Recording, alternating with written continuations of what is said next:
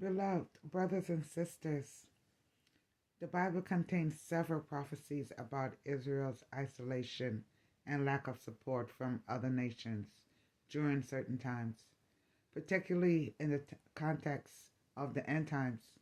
However, there isn't a single verse that explicitly states Israel will get no more support from other countries, but certain passages do imply that Israel will be abandoned or stand alone during periods of tribulation.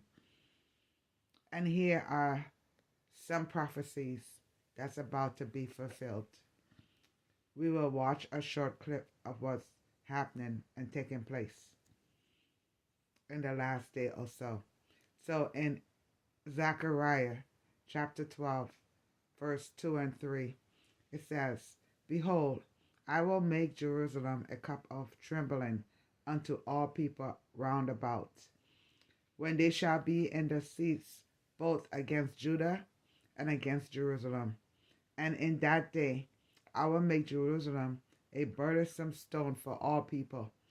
All that burden themselves with it shall be cut into pieces, though all the people of the earth be gathered together against it. So this prophecy describes a time when all nations of the earth will come against Jerusalem, implying that Israel will be isolated and besieged by the world.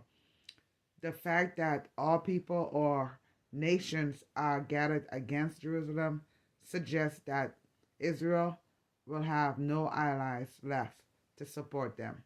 And this is what's going on right now.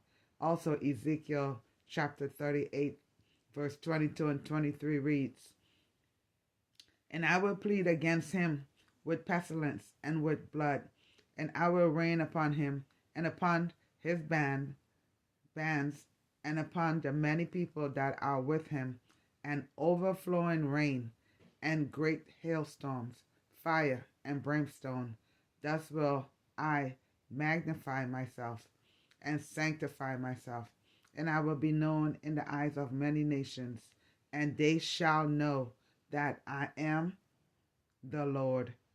So Ezekiel 38 speaks about the war of Gog and Magog, where a coalition of nations will invade Israel. Israel will be in a dire situation, facing overwhelming enemies without mention of help from other nations. But God Himself intervenes to deliver Israel. Amen. Implementing the general plans. Lincoln and Austin sent the letter ahead of winter when the humanitarian crisis is expected to worsen. The letter was first reported on Israel's Channel 12. Now, in the letter, Biden and Austin said recent evacuation orders issued by the IDF to the population in Gaza have forced about 1.7 million Palestinians into small strips of land from Gaza's coast, exposing them to dangerous diseases.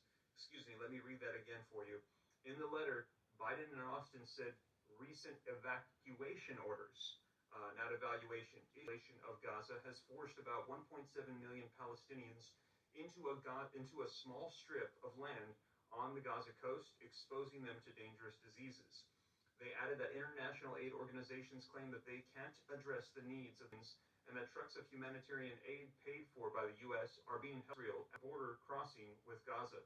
The U.S. official said in the letter that recent Israeli policies, including limiting the movement of humanitarian aid delivery between southern and northern Gaza, new regulations that make it harder to supply aid to Gaza, and increased lawlessness and looting accelerated the deterioration of the conditions in Gaza.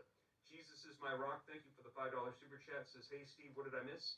I am covering for you the details as we are hearing news articles coming out in the past couple of hours that the United States is threatening Israel, threatening to claim down a 30-day, essentially ultimatum, saying you need to fix the humanitarian aid issues in Gaza, and if you do not, you could lose the support of the United States. And this is huge for Israel.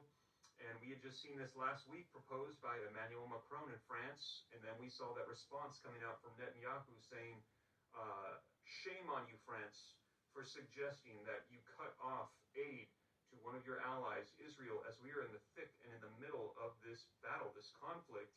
Now we're hearing this same exact proposal coming out from the United States. Apparently, this came out in a letter on Monday. It is now hitting news media outlets today. In just the past couple of hours, the U.S. is saying resolve this in 30 days or risk losing the support of the United States. So the U.S. today